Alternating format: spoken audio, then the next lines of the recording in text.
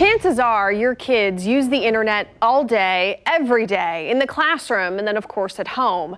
Because internet access is such an important part of our lives, we probably don't think much about being able to log on.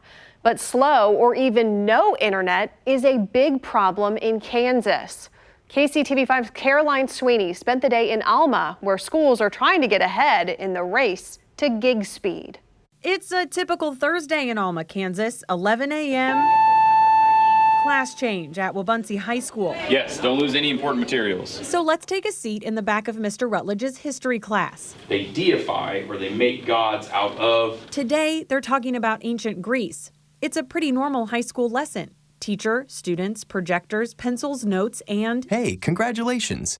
You've just won the lottery. TED Ed. Only the prize isn't cash. It's an online-based lecture series teachers use to help expand their reach. This video is from YouTube and only seen here because the internet is working today. Soon, this 100-year-old school will launch into the future. A future with faster internet. So here's the deal. The holy grail of internet is 1 gigabit of speed. That's something we already have here in the Kansas City metro, so much so that it's almost expected. But when researchers ran the numbers, they found out that 21% of Kansas didn't have enough internet access. Now take a look at this. This is a map from Broadband Now. It shows that most of the state has access to 25 megabits or more. But when you jump that number up to 100, you can see that access goes down. That's something the Wabaunsee County School District is trying to avoid. I think it just opens up a lot of possibilities that we don't even know. Because just like the t-shirt, you don't know what you don't know. Meet Brad Starnes. He thinks his t-shirt applies exactly to the new internet coming to the district. Starnes says the district dealt out big money for faster upload speeds, around 10 grand for access from a tower in a town a few miles away. You know, instead of this small, now we got a pipe this big. Right now, the speed for the new wires is 250 megabits per second.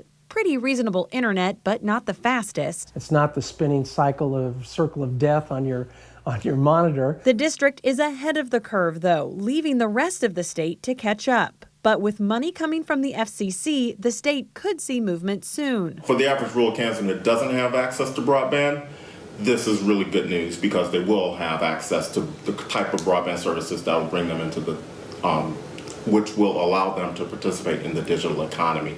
In this video from the Commerce Department, Stanley Adams says getting rural parts of the state wired is similar to having a calculator in math class, essential to get things done. And we want to make sure that all Kansans have access to this type of services. Good news for teachers and students across Kansas. For this rural district, it means closing the door on spotty service. In Wabaunsee County, Caroline Sweeney, KCTV5 News.